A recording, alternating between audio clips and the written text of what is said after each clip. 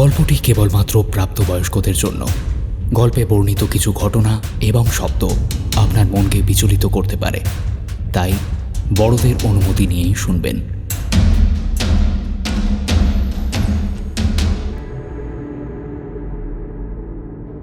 নমস্কার, আমরা এসো গল্প করি।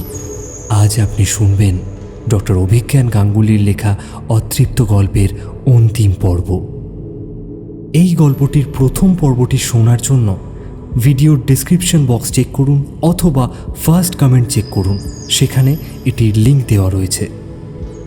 এই পর্যন্ত আপনি শুনেছেন সদ্য ট্রান্সফার হওয়া সৌমেন বহু বছর পর তার নিজের গ্রামে ফেরে। সেখানে তার ছেলেবেলার প্রিয় বান্ধবী নীলুর সাথে দেখা করতে গিয়ে জানতে পারে বিবাহিত নীলু প্রায় বছরখানেক আগে আত্মহত্যা করেছে। নীলুর বাড়ি থেকে ফিরে আসার পর থেকেই সৌমেনের জীবনে নানা রকম ভৌতিক ঘটনা ঘটতে শুরু হয়। সে অশরীরী নীলুর উপস্থিতি স্পষ্ট উপলব্ধি করে। এই বিষয়ে পুরোহিত মশাইয়ের কাছে সাহায্যের জন্য তার মন্দিরে উপস্থিত হয় সৌমেন এবং তার স্ত্রী রূপা। এরপর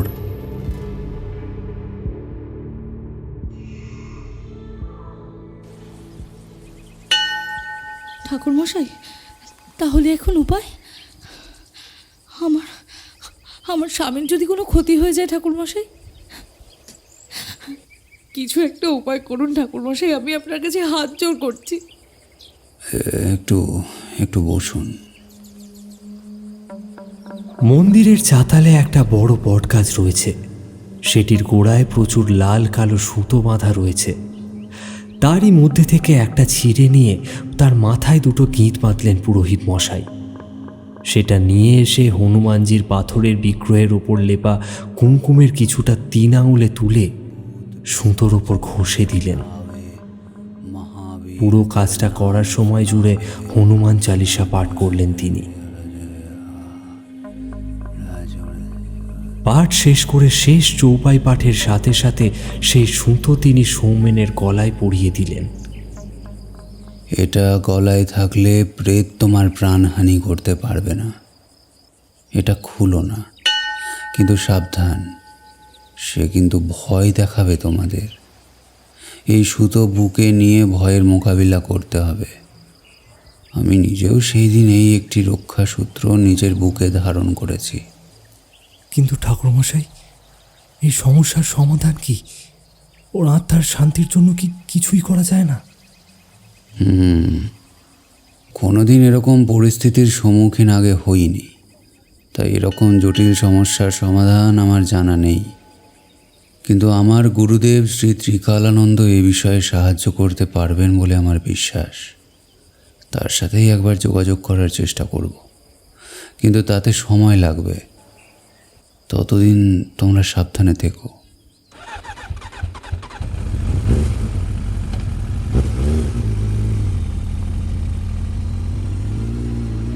আবার স্কুটারে স্টার্ট দিয়ে বাড়ির উদ্দেশ্যে রওনা দিল দুজনেই। সৌমেনের মনে একটাই প্রশ্ন, ওর হাতে কি সত্যি সময় রয়েছে?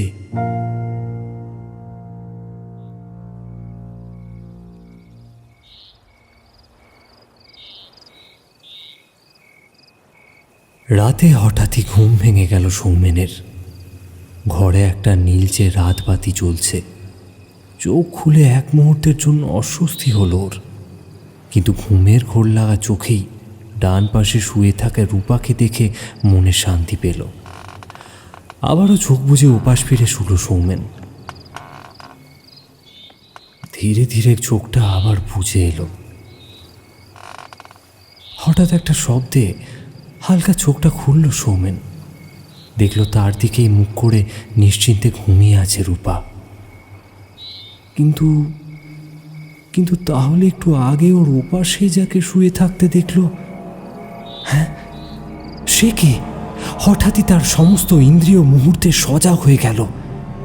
প্রচণ্ড ভয়ে বিছানায় উঠে বসল সৌমেন। ডান দিকে তাকায়।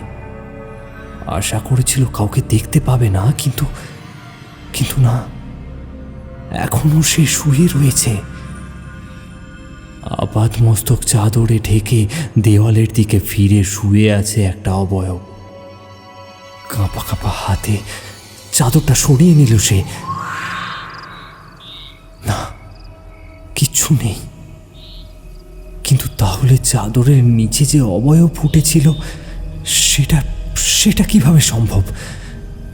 বিছানার চাদর এখনো কুঁচকে রয়েছে, ঠিক যেন কেউ একটু আগেও এখানে পাশ ফিরে শুয়েছিল। কি করবে সৌমেন?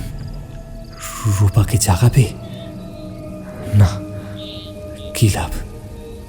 হয়তো ভুল দেখেছিল ঘুমের মধ্যে। এখন সৌমেনের বাস্তব আর কল্পনার সম্পূর্ণ গুলিয়ে যাচ্ছে। কোনটা চোখের ভুল আর কোনটা সত্যি ও কিচ্ছু বুঝতে পারছে না। ঘুমটা পুরোপুরি কেটে গিয়েছে। বাইরে আবারও বৃষ্টি পড়তে শুরু হয়েছে। ফ্যানের আওয়াজ ছাপিয়ে বৃষ্টির শব্দ কানে আসছে। সৌমেনের গলা একেবারে শুকিয়ে গিয়েছে, একটু জল না খেলেই নয়। পাশের টেবিলে দেখলো জলের বোতলটা নেই। আজ হয়তো রূপা রাখতে ভুলে গিয়েছে। পরিবার দোষ কি? কাল রাত থেকে ওর ওপর যে কি চাপ গেল।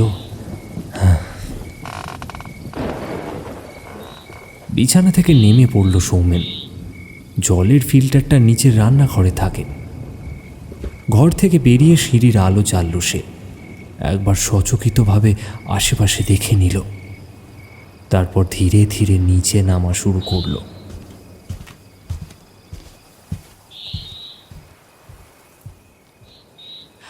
রান্নাঘরের আলোটা জেলে একটা বোতলে ফিল্টার থেকে জল ভরতে শুরু করলো সে।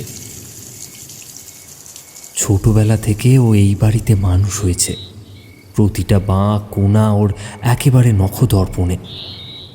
কত খুশি হয়েছিল এই বাড়িতে ফিরে, কিন্তু এখন নিজের বাড়িতেই ভয়ের একটা আবহাওয়া ওকে ঘিরে রেখেছে সর্বক্ষণ। এখন মনে হয় যেন না ফিরলেই ভালো হতো এখানে। যাক, জলটা প্রায় ভরে এসেছে। সৌমেন ফিল্টারটা অফ করে পিছনের দিকে ফিরতে যাবে, হঠাৎ দেখল তার পিছনে কেউ এসে দাঁড়িয়েছে। ও বাবা, তুমি এখন এখানে? সৌমেনের বাবা এসে দাঁড়িয়েছে। ছেলেকে এরকম চমকে উঠতে দেখে উনি বেশ অবাক হলেন। বললেন, হ্যাঁ, ওই একটু জল খেতে এসেছিলাম। তো তোর কি হলো, এমন চমকে উঠলি কেন? না মানে ওই এই, বৌমার শরীর ঠিক আছে তো, নাকি তোরা আবার ঝগড়া করেছিস? ঝগড়া না, কিন্তু কেন বলো তো? হ্যাঁ, আসলে সারা রাত ওপরতলায় হাঁটার শব্দ পাচ্ছি তো একবার মাঝরাতে তোর মা বেরিয়েছিল বুঝলি, দেখলো সিঁড়ির মুখে বারান্দায় তোর বউ হাঁটছে। তো তোর মা দুবার বোমা বোমা বলে ডাকলো, কিন্তু বোমা কোনো সাড়া না দিয়ে চলে গেল। সৌমেন কি বলবে ভেবে পেল না। কথা ঘোরানোর জন্য বলল, ও কিছু না। তা তোমরা এবার রাত বিরেতে এখন জেগে আছো কেন? যাও যাও, ঘুমিয়ে পড়ো যাও। বাবা চলে যাওয়ার পর কয়েক মিনিট বোকার মতো দাঁড়িয়ে থাকলো সৌমেন। কয়েক ঢোক জল খেয়ে বোতল হাতে নিজেই বেরিয়ে এলো। রান্নাঘরের আলো নিভিয়ে সিঁড়ির দিকে ফিরতেই অবাক হয়ে গেল সৌমেন। সিঁড়ির আলো নেভানো, অথচ স্পষ্ট মনে আছে যে নামার সময়ে আলোটা জ্বালিয়ে নেমেছিল সে। সিঁড়িটা 3 ভাঁজে বানানো। প্রথম ভাঁজের শেষ ধাপে উঠতেই সৌমেনকে থমকে দাঁড়াতে হলো। ওর হাত থেকে অর্ধেক জল ভরা বোতলটা মেঝেতে পড়ে গেল। ওপরের সিঁড়ির শেষ ধাপে কেউ একজন দাঁড়িয়ে রয়েছে। ঘন অন্ধকারের মধ্যে একটা ঘোর কৃষ্ণকায় ছায়ামূর্তি দাঁড়িয়ে। সেটি যে নারী মূর্তি তা বুঝতে অসুবিধে হলো না। মাথা নিচু করে এতক্ষণ দাঁড়িয়েছিল সেটা। এইবার মাথা খানিকটা ওঠাতেই সিঁড়ির নিচের ধাপে দাঁড়িয়ে থাকা সৌমেনের সাথে একেবারে চোখাচোখি হলো। অন্ধকারের চাদর ভেদ করে দুটো সাদা চোখের মণি সৌমেনের দিকে তাকিয়ে আছে একদৃষ্টে। কোনো মানুষের নয়, কোনো মানুষের চোখ এত ভয়ঙ্কর হয় না। পাথরের মতো দাঁড়িয়ে আছে সৌমেন। চিৎকার করতে গিয়েও গলা থেকে শব্দ বেরোলো না। দুটো পায়ে যেন কেউ ভারী লোহা বেঁধে দিয়েছে। এক বিন্দুও নড়তে পারল না সে। এদিকে ধীর পায়ে একটি একটি করে ধাপ নেমে আসতে শুরু করেছে সেই মূর্তি। প্রতি মুহূর্তে, প্রতি ধাপের সাথে সাথেই সৌমেনের আরো কাছে চলে আসছে ওটা। এক একটা ধাপ, এক একটা মুহূর্ত যেন অনন্তকাল লাগছে সৌমেনের। তীব্র আতঙ্কে ওর হৃৎপিণ্ডটা যেন ফেটে পড়বে। ছায়া মূর্তিটা এবার সৌমেনের সামনাসামনি এসে দাঁড়িয়েছে। তার চোখ দুটো জ্বলছে যেন দুটো আলোর দানার মতো। কি ভীষণ শক্তি ও রাগ প্রকাশ পাচ্ছে ওর চাবুকের মতো খাড়া ও উদ্যত কালো মিশমিশে শরীরটাতে। মৃত্যুকে এত সামনাসামনি আগে কখনো দেখেনি সৌমেন। তার বাবা মা, রূপা, সমস্ত জগৎটা শূন্য হয়ে গিয়ে সামনের ওই চলচলে আলোর দানায় পরিণত হয়েছে। তার বাইরে সবকিছু শূন্য, অন্ধকার। ওই চোখ দুটোর জ্বালাময়ী দৃষ্টি তাকে যেন ক্রমশ মোহগ্রস্ত করে তুলছে। নীলুর এই অপার্থিব প্রেত অবয়বকে চিনতে অসুবিধা হচ্ছে না ওর।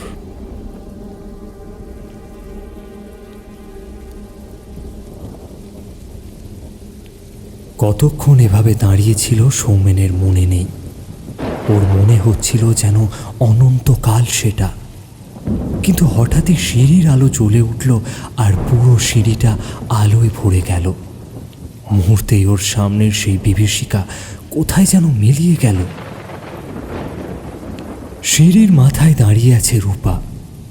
রাতে ঘুম ভেঙে বরকে পাশে না দেখতে পেয়ে উঠে এসেছে ও। এইভাবে ঠাঁই দাঁড়িয়ে আছো কেন? কি হয়েছে? সৌমেনের মুখ দেখেই রূপা বুঝতে পারল কিছু একটা ঘটেছে। সৌমেনের পায়ের থেকে ওজন কোনো এক মন্ত্র বলে সরে গিয়েছে। তখন দ্রুত পায়ে উপরে উঠে এলো সে। কি হয়েছে সৌমেন? কাঁপছো কেন তুমি? আবারও প্রশ্ন করল রূপা। সৌমেন উত্তর না দিয়ে রূপার হাত ধরে ঘরে নিয়ে গেল। দরজা আটকে খাটের উপর যখন বসলো তখন ওর হার্টবিট খুব জোরে চলছে। সৌমেন বলল, নীলু আবার এসেছিল। আমার গলায় সুতো থাকায় কিছু করতে পারিনি। আমি পাগল হয়ে যাব রূপা, আমি পাগল হয়ে যাব, পাগল হয়ে যাব। নীলু আবার এসেছে, আমায় বাঁচতে দেবে না। বরকে জড়িয়ে ধরে রূপা বলল, ভরসা রাখো, ভরসা রাখো। ও কোনো ক্ষতি করতে পারবে না তোমার। কয়েকটা দিন ধৈর্য ধরে রাখো, সাহস রাখো।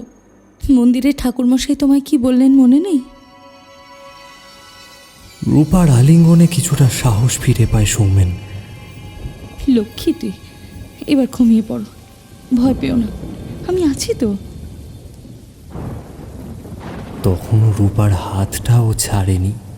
আজ আর ছাড়বেও না ওর হাত। বাচ্চাদের মতোই হাতটা বুকে নিয়ে শুয়ে থাকবে।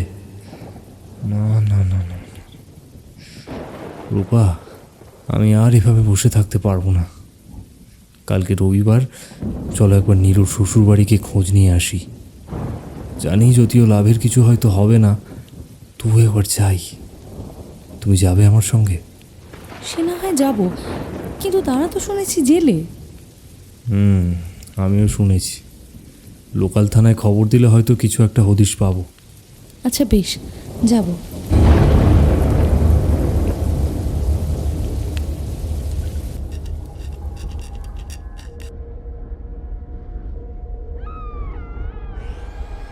একটি ছোট্ট ঘরে একটি মাত্র টেবিল রাখা, এক পাশে একটি চেয়ার আর উল্টো দিকে দুইটি। সেই দুইটি চেয়ারে বসে অপেক্ষা করছে সৌমেন আর রূপা। সামনের চেয়ারটি খালি। ঘরে একটি মাত্র বড় জানালা রয়েছে, যেটা থেকে আলো আসছে ঘরে। এখন ওরা বসে আছে বানপুরা মেন্টাল অ্যাসাইলামের ভিজিটার্স রুমে। ওরা নীলুর শ্বশুরবাড়ির লোকেদের খোঁজ করতে বড় শহরে এসেছিল। সেখানের থানা থেকেই ওদের জানানো হয় যে জেলে যাওয়ার পর নীলুর শ্বশুরবাড়ির লোকেদের প্রত্যেকেরই মানসিক সমস্যা দেখা দেয়। যদিও বিচারাধীন থাকার সময় সেই রকম কিছু সমস্যা ছিল না, কিন্তু জেল হেফাজতে থাকাকালীন ব্যাপারটা গুরুতর হয়। 2 মাসের মধ্যেই কারাগারে শ্বশুর শাশুড়ির মৃত্যু হয় হার্ট অ্যাটাকে। শুধু নীলুর বর সুব্রত এখনও জীবিত রয়েছে, কিন্তু সেও বর্তমানে মানসিক ভারসাম্য হারিয়েছে এবং এখন এই মানসিক হাসপাতালে সে চিকিৎসাধীন।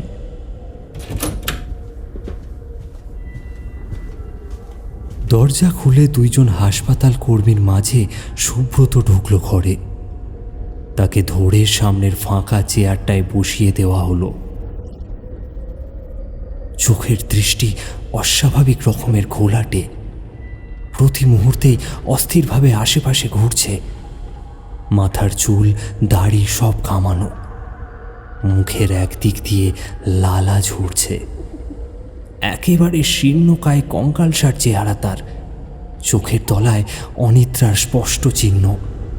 মাত্র কয়েক মাসে এই সমস্যা হয়েছে নাকি আগে থেকেই মানসিক সমস্যা ছিল কে জানে। সৌমেন লক্ষ্য করল সুব্রতর হাত পিছমোড়া করে বাঁধা। সাধারণ রোগীদের কি এভাবেই রাখা হয়, নাকি সুব্রত ভায়োলেন্ট? ওর মনের প্রশ্নটাই অনুমান করে একজন কর্মচারী বলল, ও পেশেন্ট সুইসাইডাল আছে, বুঝলেন কি না? মানে অনেকবার আত্মহত্যা করার চেষ্টা করেছে, তাই আইসোলেশনে একবারে হাত পা বেঁধে রাখা হয়। আপনারা কিন্তু একটু সাবধানে থাকবেন, বুঝলেন? সুব্রত কিন্তু সৌমেন বা রূপার দিকে দেখছে না। তাদের উপস্থিতি নিয়ে সে আদৌ সচেতন কিনা তার সন্দেহ রয়েছে। চুপ করে শুধু এদিক ওদিক তাকিয়ে চলেছে। তার দিকে তাকাতেই রূপার অস্বস্তি হচ্ছে। ঘরের আবহাওয়া কেমন জানি একটা দম বন্ধ করা। বমি বমি ভাব আসছে রূপার। সৌমেন প্রশ্ন করল, সুব্রতবাবু শুনছেন? কোনো উত্তর দিল না সুব্রত। একইভাবে শুধু এদিক ওদিক তাকিয়েই চলেছে। সৌমেন দেখল সময় নষ্ট হচ্ছে, তাই সোজাসুজি প্রসঙ্গে তুলল, আপনার বউ মানে নীলিমার সম্বন্ধে আমাদের কিছু প্রশ্ন ছিল। নীলিমার নাম শুনতেই এই প্রথমবার সৌমেনের দিকে তাকালো সুব্রত। তার চোখের অভিব্যক্তির পরিবর্তন হয়েছে। ঘরে শব্দে বলল, ও আমায় ছাড়বে না। ওরা আমার কথা বিশ্বাস করে না। ওই ওই ওই সবাইকে পাগল করে খুন করেছে, এবার আমাকেও মারবে। সবাই বলে আমার মনের ভুল, কিন্তু আমি জানি ও আছে। কে আছে?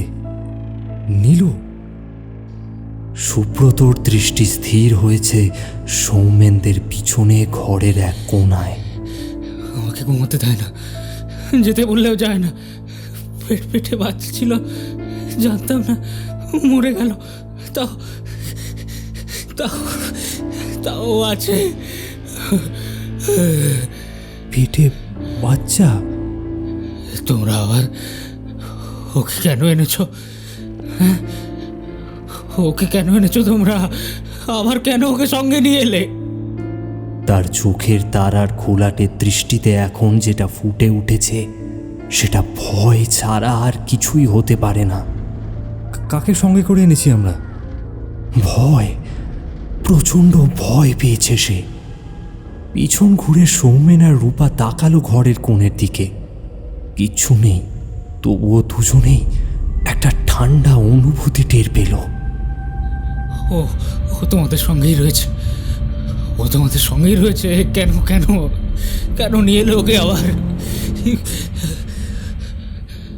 পরবর্তী ঘটনা এতটাই আকস্মিকভাবে ঘটল ওরা বা হাসপাতালের কর্মীরা প্রস্তুত হওয়ার সময়টুকুও পেল না।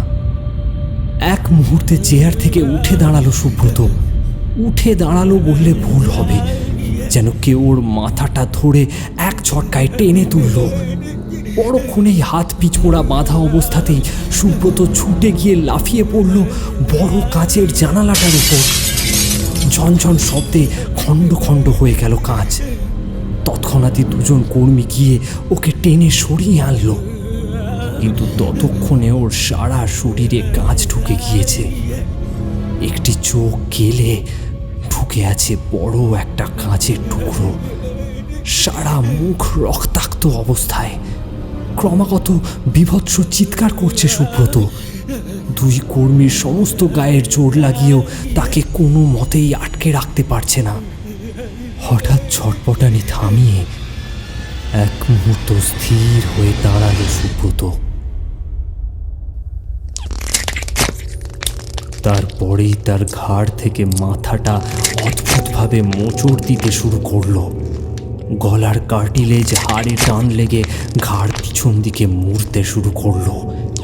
একটা অদ্ভুত আওয়াজে সম্পূর্ণ ঘাড়টা 180 ডিগ্রি ঘুরে গেল। হাসপাতালের কর্মীরাও হকচকিয়ে গিয়ে ছেড়ে দিল তাকে। পাক্ষে সুব্রতর প্রাণহীন দেহটা মেঝেতে লুটিয়ে পড়ল। প্রাণহীন ঘোলাটের দৃষ্টি স্থির হয়ে যেন তাকিয়ে আছে তাদেরই দিকে।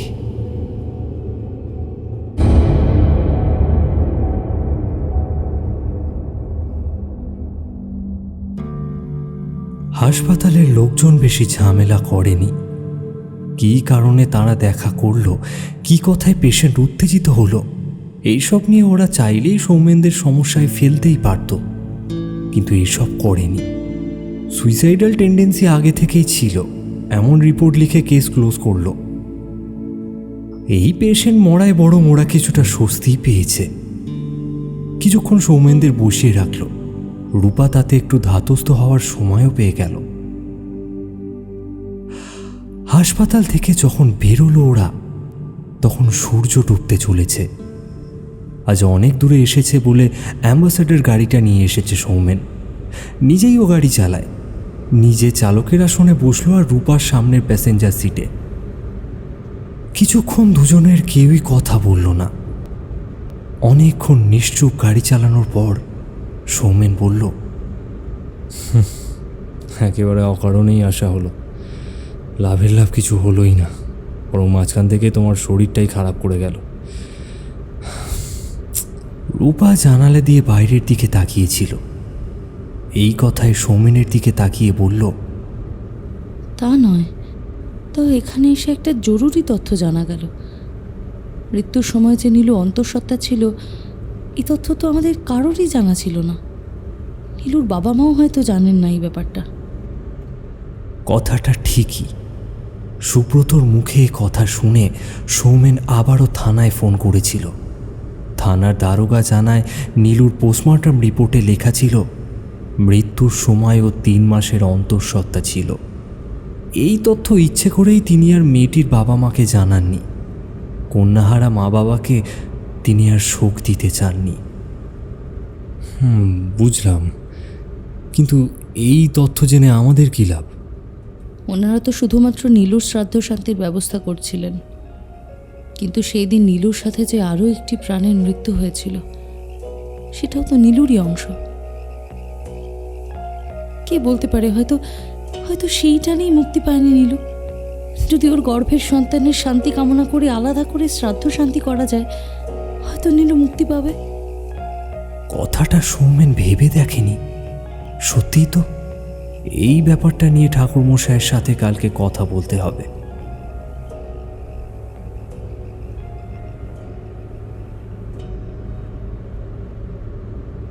এই সব ভাবতে ভাবতেই হঠাৎ সৌমেনের চোখ গেল গাড়ির সামনের রিয়ার ভিউ আয়নাটার দিকে। মুহূর্তেই রক্ত হিম হয়ে গেল তার। আয়নায় পিছনের সিটের প্রতিবিম্ব পড়েছে। সেখানে অন্ধকারে অস্পষ্টভাবে দেখা যাচ্ছে একটি নারীর অবয়ব। ঘাড় একদিকে কাত হয়ে রয়েছে, আর সাদা চোখের মনির অমানসিক দৃষ্টিতে সে চেয়ে আছে সামনের দিকে, ঠিক যেন সেদিনের স্কুটারের ঘটনার পুনরাবৃত্তি। ব্রেক মেরে এক ঝটকায় গাড়ি দাঁড় করালো সৌমেন। কি হলো? গাড়ি থামালে কেন? রূপার প্রশ্নের উত্তর না দিয়ে ড্যাশবোর্ডের একটি সুইচ টিপে আলো জ্বালিয়ে পিছন ফিরল সৌমেন। ওর দেখা দেখি রূপাও চাইল, কিন্তু সিট সম্পূর্ণ খালি। কি গো, কিছু দেখলি নাকি? মুখে উত্তর না দিয়ে শুধু মৃদু ঘাড় নেড়ে আবার গাড়ি স্টার্ট দিল সে। আলোটা আর বন্ধ করল না। যত তাড়াতাড়ি সম্ভব বাড়ি ফিরতে হবে। ইতিমধ্যেই অন্ধকার হয়ে গিয়েছে, তাই গাড়ির স্পিড আরও খানিকটা বাড়িয়ে দিল সৌমেন। কিছুক্ষণ এইভাবেই গাড়ি চালালো। বারবার চোখ চলে যাচ্ছে সামনের আয়নাটায়, কিন্তু খালি সিট ছাড়া সেখানে কিছুই দেখা যাচ্ছে না। বেশ খানিকটা পথ এভাবেই চালানোর পর কিছুটা নিশ্চিত বোধ করছিল সে, কিন্তু দ্বিতীয়বার ঘটনাটা ঘটল একেবারেই আচমকায়। হঠাৎ রূপা চিৎকার করে উঠল। সেদিকে তাকাতেই সৌমেন দেখতে পেল তার আর রূপার ঠিক মাঝখানে নীলু বসে রয়েছে। এবার রূপার দিক থেকে মুখ ফিরিয়ে সে চোখ রাখল সৌমেনের দিকে। প্রবল আতঙ্কে হাত কেঁপে গেল ওর। স্টিয়ারিং ঘুরে যেতেই গাড়ি রাস্তা থেকে ছিটকে গিয়ে সোজাসুজি ধাক্কা দিল একটা গাছে।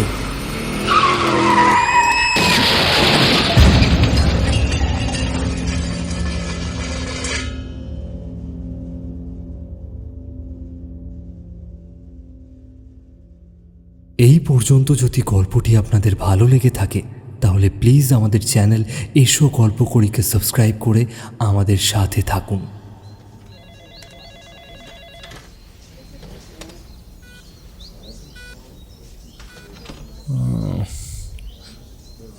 আমি কোথায়? হসপিটালে। আপনাদের গাড়ি অ্যাক্সিডেন্ট হয়েছিল, কিছু কি মনে পড়ছে? ওয়ার্ড বয়ের কথাগুলো বুঝতে সৌমেনের বেশ অসুবিধা হলো। কয়েক মুহূর্ত কিছুই মনে করতে পারল না। তারপর ধীরে ধীরে অ্যানাস্থেটিক আর পেইনকিলারের ধোঁয়াশা মস্তিষ্ক থেকে কেটে যেতেই সব মনে পড়ে গেল ওর।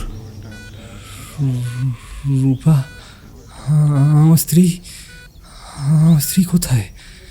হ্যাঁ, উনিও এই হসপিটালেই আছেন, সুস্থ আছেন, তবে এখনও জ্ঞান ফেরেনি। কিছুটা নিশ্চিন্ত বোধ করল সৌমেন। ওয়ার্ড বয় ওকে ধরে উঠে বসালো। বাইরে বাবা মা অপেক্ষা করছে। তারা ভেতরে আসতেই সৌমেন তাদের আশ্বস্ত করতে জোর করে একটু হাসল। তাদের থেকেই জানতে পারল যে দুর্ঘটনার পর 2 দিন কেটে গিয়েছে।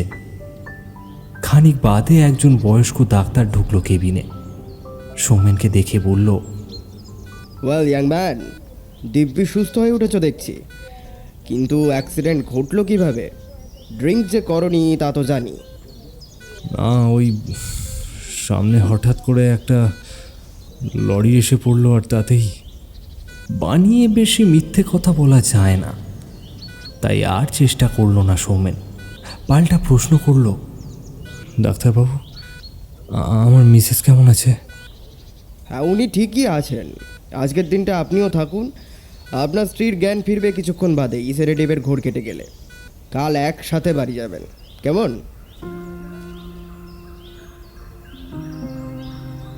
রূপা আর সৌমেন সম্পূর্ণ সুস্থ হয়ে পরের দিন বাড়ি ফিরল। মাথায় আর গায়ের কয়েক জায়গায় এখনো ব্যান্ডেড আছে। এছাড়া আর কোনো অসুবিধে নেই, তবে গাড়ির সামনেটা একেবারে দুমড়ে গিয়েছে।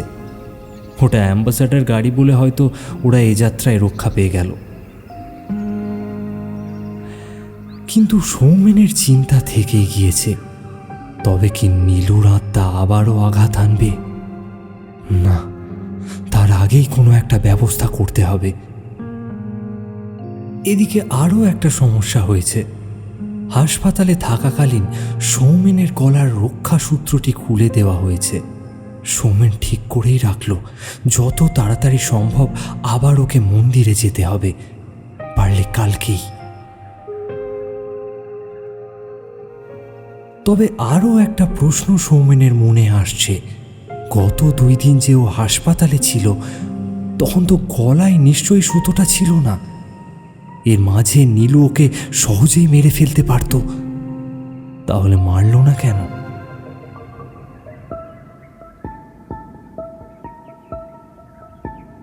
রূপা কিছুটা চুপচাপ হয়ে গিয়েছে। বোধহয় ঘটনার শকটা এখনো কাটেনি তার মধ্যে থেকে। সেদিন গাড়িতে প্রথমবার রূপা নীলুর প্রেতাত্মাকে প্রত্যক্ষ করেছিল। এতদিন শুধু সৌমেনের মুখে শুনে এসেছিল, এইবার নিজের চোখে দেখল। সৌমেনও আর সেই দিনের কথা তোলেনি।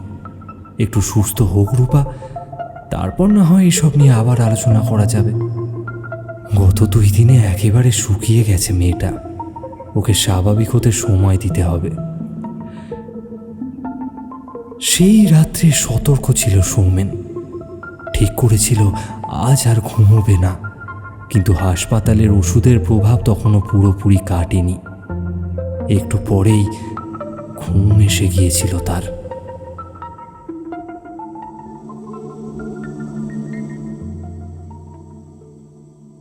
ঘুম ভাঙল তার ঠোঁটের রূপার ঠোঁটের স্পর্শ পেয়ে। রূপা ওর কাছে এসেছে।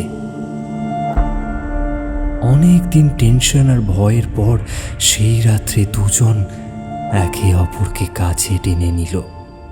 বহুদিন পর আবারও তারা মিলিত হলো।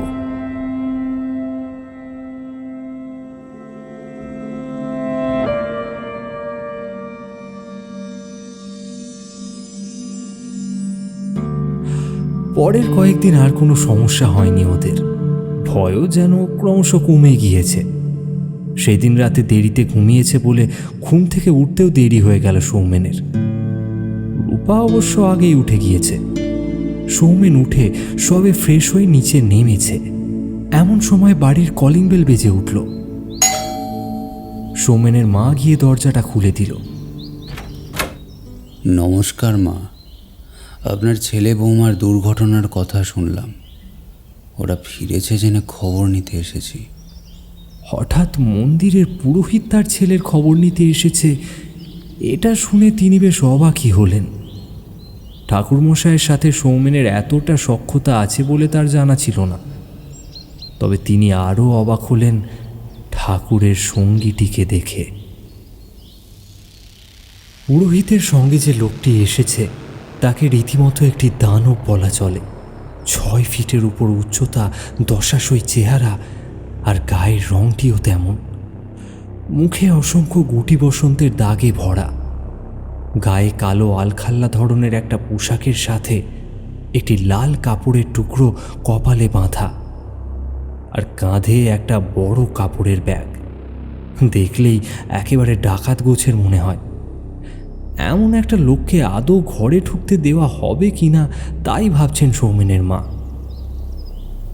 ও আরে ঠাকুরমশাই যে, আসুন আসুন, আমি একটু বাদেই আপনার কাছে যাচ্ছিলাম। এইবার সৌমেনের মাকে দরজা ছেড়ে সরে দাঁড়াতেই হলো। ঠাকুর ঢুকে এসে বললেন, কেমন আছো বাবা? 2 দিন আগেই শুনলাম তোমার দুর্ঘটনার খবর। ভগবানের কৃপায় সুস্থ আছো দেখে ভালো লাগলো। কি হয়েছিল? এটাও কি ওই শয়তানটারই কারসাজি? উত্তরগুলো সৌমেন বাবা মায়ের সামনে বলতে চাইল না, তাই কথা ঘোরাতে বলল, ওনাকে তো ঠিক চিনতে পারলাম না ঠাকুরমশাই, উনি কে? লম্বা লোকটা এতক্ষণে পুরোহিতের পাশে এসে দাঁড়িয়েছে। কোনো কথা বলছে না সে, শুধু মোটা ভ্রু দুটো কুঁচকে এদিক ওদিক তাকাচ্ছে। ইনি মহাত্মা ত্রিকালানন্দ, আমার গুরুদেব। আমি ওকে তোমাদের ব্যাপারটা বলে চিঠি দিয়েছিলাম। উনি কালকেই এখানে এসেছেন। সৌমেনের বাবাও এতক্ষণে বেরিয়ে এসেছেন। তিনিও তার স্ত্রীর মতোই হতভম্ব। কি হচ্ছে ঠাকুরমশাই? মানে আপনি এখন এখানে? বাবা, আমি ডেকে পাঠিয়েছি ওনাকে। প্লিজ এখন আর কোনো প্রশ্ন করো না, আমি পরে সব গুছিয়ে বলবো। রূপা কই? ওকে আসতে বলো একবার।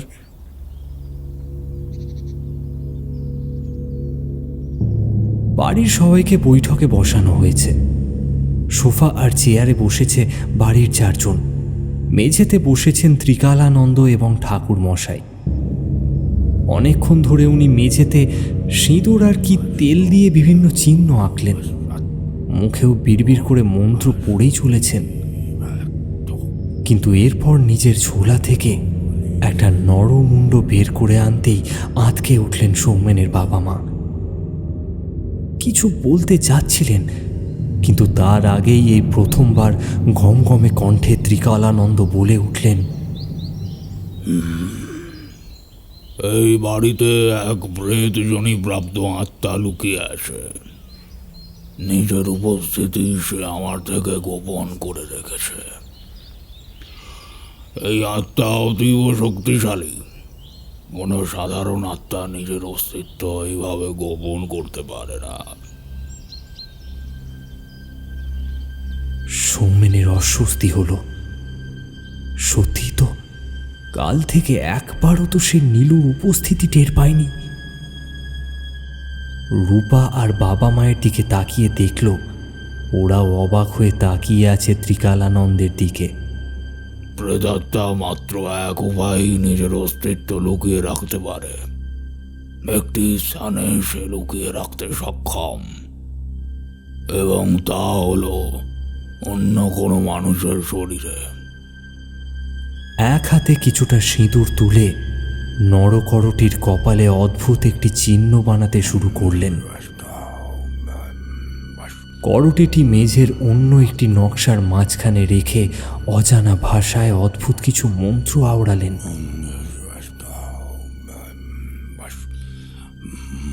তারপর মুহূর্তেই অদ্ভুত একটা দৃশ্য দেখে বাড়ির প্রত্যেকের মুখ থেকেই বিস্ময়ে একটা সুর বেরিয়ে এলো।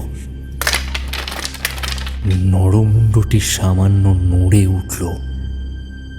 প্রত্যেকেই যখন ভাবছে যে যেটা দেখল সেটা চোখের ভুল কিনা, ঠিক সেই সময় থরথর করে কাঁপতে শুরু করলো করটিটি।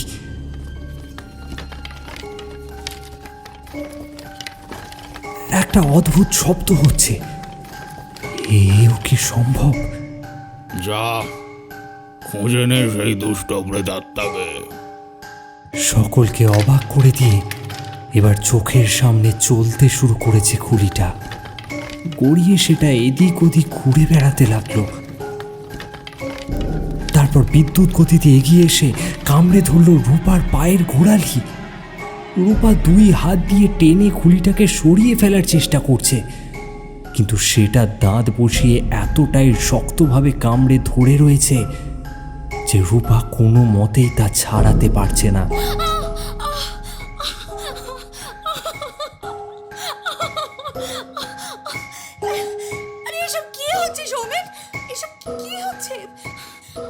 ঘটনাটা এতটাই অস্বাভাবিক আর আকস্মিক যে বাকিরা কিংকর্তব্য বিমূঢ় হয়ে বসে রইল।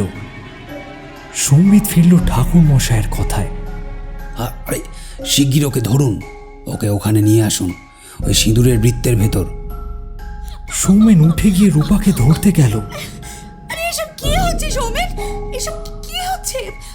আমায় এক্ষুনি ছাড়তে বলো ওদের। সৌমেন ভ্যাবাচাকা খেয়ে দাঁড়িয়ে পড়ল। নিশ্চয়ই কোথাও ভুল হচ্ছে। ততক্ষণে ত্রিকালানন্দ উঠে এসে রূপার এক হাত চেপে ধরেছে, তাকে টেনে তন্ত্রবিদ্যের মাঝখানে দাঁড় করানোর চেষ্টা করছে। সৌমেন প্লিজ, সৌমেন প্লিজ আমাকে বাঁচাও প্লিজ। ওদেরকে বলো যে আমি নীলু নই, আমি রূপা। ওদের চলে যেতে বলো সৌমেন প্লিজ। কিন্তু দশাশই ত্রিকালানন্দ হাত তুলে সৌমেনকে থামতে বলল। ছলনায় পা দিও না, এর আসল রূপ এখনই প্রকাশ পাবে। সিঁদুর দিয়ে বানানো বৃত্তটির মাঝে দাঁড় করাতেই আশ্চর্যভাবে শান্ত হয়ে গেল রূপা। আর এতক্ষণ পায়ে কামড়ে থাকা নরকরটিটাও আবার নিষ্প্রাণভাবে খসে পড়ল। বেশ খানিকটা সময় সবকিছু চুপচাপ থাকল। একদিকে ঘাড় এলিয়ে অদ্ভুত ভঙ্গিতে চোখ বুজে দাঁড়িয়ে আছে রূপা। খোলা চুলগুলো মুখের সামনে এসে ঢেকে রেখেছে মুখটা। একটা ফুলে খানিকটা তরল ছুঁয়ে ত্রিকালানন্দ ছিটিয়ে দিল রূপার গায়ে।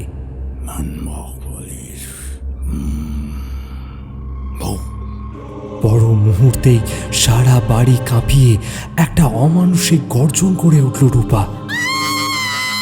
তার চিৎকারের সাথে সাথেই ঘরের প্রতিটি জিনিস আসবাবপত্র কাঁপতে শুরু করলো। বিজলি বাতিগুলো নিজে থেকেই জ্বলে উঠে ফের নিভে গেল। কাঁচের গ্লাস, টেবিল, জানালার কাঁচ সশব্দে ভেঙে পড়ল। এই দিনের বেলাতেও হঠাৎই অন্ধকার নেমে এলো চারিপাশে। প্রত্যেকের দৃষ্টি আটকে রয়েছে রূপার উপর।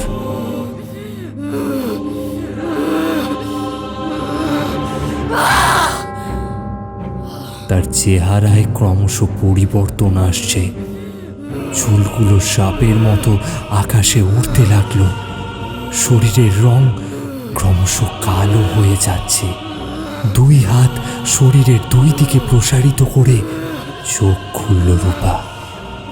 কালো চোখের মাঝে দুটি ঘোলাটে সাদা মণি সৌমেনের দিকেই তাকিয়ে রয়েছে। এদিকে অবদ্ধ ভাষায় কিছু মন্ত্র উচ্চারণ করে চলেছেন ত্রিকালানন্দ। হঠাৎই উপস্থিত প্রত্যেকের চোখের সামনে রূপার পা মেঝে থেকে উঠতে শুরু করলো। বিস্মিত দৃষ্টিতে ওরা দেখল যে রূপার শরীরটা শূন্যে ভাসছে। তীব্র আক্রোশের দৃষ্টি হেনে চলেছে সে ত্রিকালানন্দের দিকে। কিন্তু সেই বিশাল লোকটাও রূপার সেই ভয়ানক চোখে চোখ রেখে ক্রমাগত মন্ত্র পাঠ করে চলেছেন।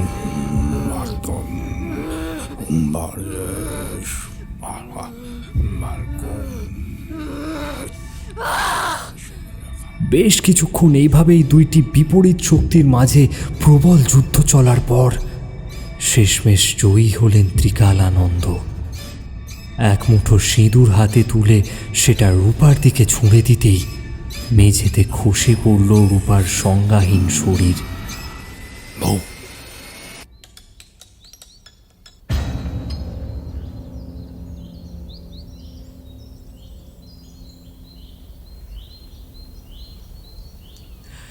এইবার আর দাঁড়িয়ে থাকতে না পেরে ছুটে এলো সৌমেন।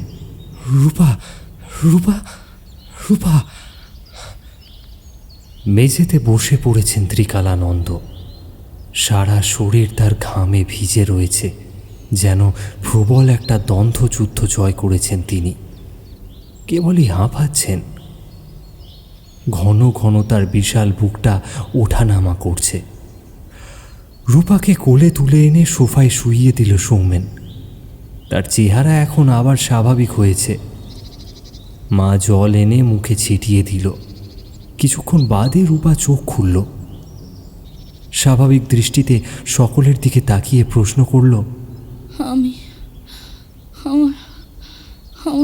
আমার কি হয়েছিল?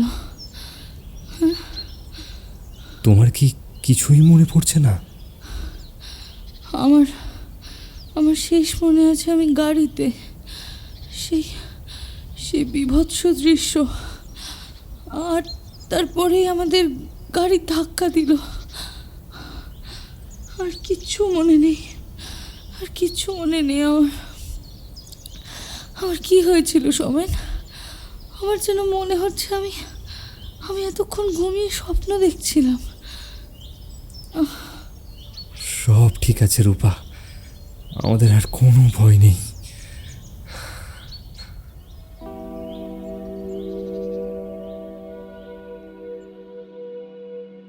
ত্রিকালানন্দকে ট্রেনে তুলে দিতে এসেছে ঠাকুরমশাই।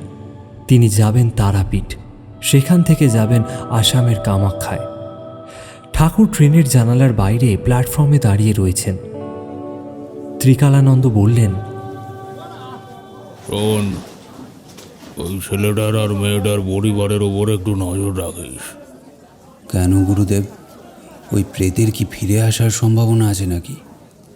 না, সেটা নয়, তবে অতৃপ্ত শক্তিশালী আত্মারা অনেক ছলনাচারে। যখন মেয়েটার আত্মা বুঝলো সৌমেনকে হত্যা করা সহজ হবে না, তখন আলাদা পন্থা নিয়েছিল। দুর্ঘটনার সুযোগ নিয়ে ওর স্ত্রীর শরীরের দখল নেয়।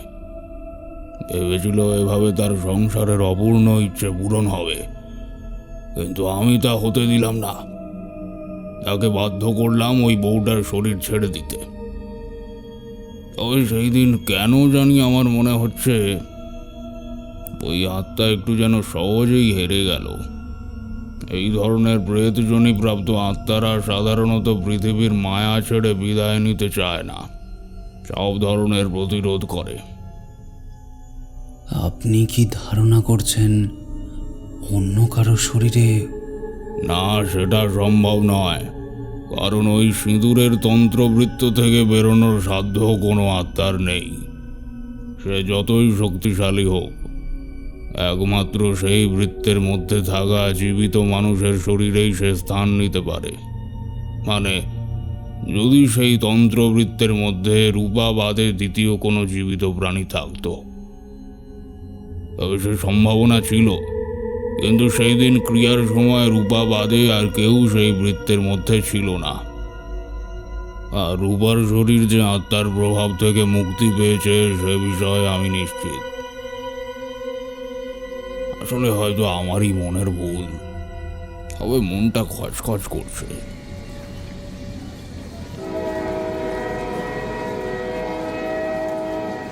সিগন্যাল হলুদ হয়েছে।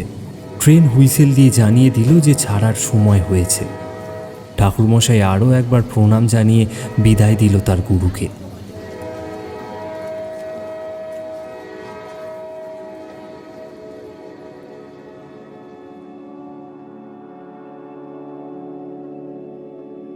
এই ভয়াবহ ঘটনার পর 9 মাস কেটে গিয়েছে। খুব সুখে স্বাচ্ছন্দ্যে কেটেছে মাঝের এই সময়টা। এর মাঝে আরও একটা খুশির খবর সৌমেনরা পেয়েছে। আজ সৌমেনদের বাড়িতে একেবারে উৎসবের মেজাজ, কারণ রূপা গতকাল একটি ফুটফুটে শিশু কন্যার জন্ম দিয়েছে। সৌমেন আজ মা ও মেয়েকে বাড়িতে নিয়ে এসেছে। রূপার বাবা মাও এসেছে আজকে ওদের বাড়িতে, সাথে পাড়া প্রতিবেশীও ভিড় করেছে। সকলেই খুশিতে ডুবে রয়েছে বাড়ির নতুন সদস্যটিকে নিয়ে। বাড়ি কিছুটা খালি হলো রাতের দিকে। আগের 2 রাত হাসপাতালে জেগেছে সকলেই, তাই আজ একটু নিশ্চিন্তে ঘুমোচ্ছে বাড়ির লোকজন। 9 মাস আগের সেই বিভীষিকা এখন ওদের কাছে যেন বহু যুগ আগের অতীতে ঘটা এক দুঃস্বপ্নের অধ্যায়।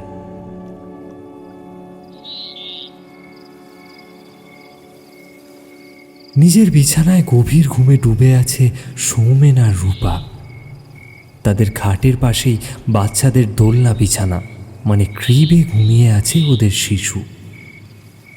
এই ক্রিবটা ওর দাদু দিদিমা মানে রূপার বাবা মা তার নাতনিকে উপহার দিয়েছে, যদিও এখনো তার নাম ঠিক করা হয়নি। শিশুটি জেগে রয়েছে। নীল রাতবাতির আলোয় পাশের দেওয়ালে একটা ছায়া পড়েছে, একটি নারী মূর্তির ছায়া। শিশুটি চোখ খুলে সেদিকেই তাকিয়ে রয়েছে আর ক্রমশ হাসছে। সৌমেন আর রূপা ঘুমে বিভোর, তা না হলে ওরা দেখতে পেত তাদের শিশু কন্যার চোখের সাদা অংশটি এখন সম্পূর্ণ কালো হয়ে গিয়েছে, আর চোখের মণি একেবারে সাদা। অন্ধকারে খুদে চোখের সাদা মণি দুটো চলচল করছে।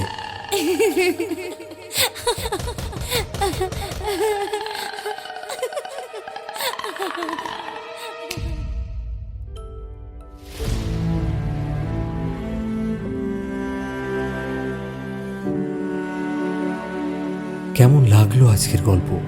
ভালো লাগলে অবশ্যই আমাদের চ্যানেল এসো গল্প করিকে সাবস্ক্রাইব করুন আর কমেন্টের মাধ্যমে আপনার মূল্যবান মতামত জানান।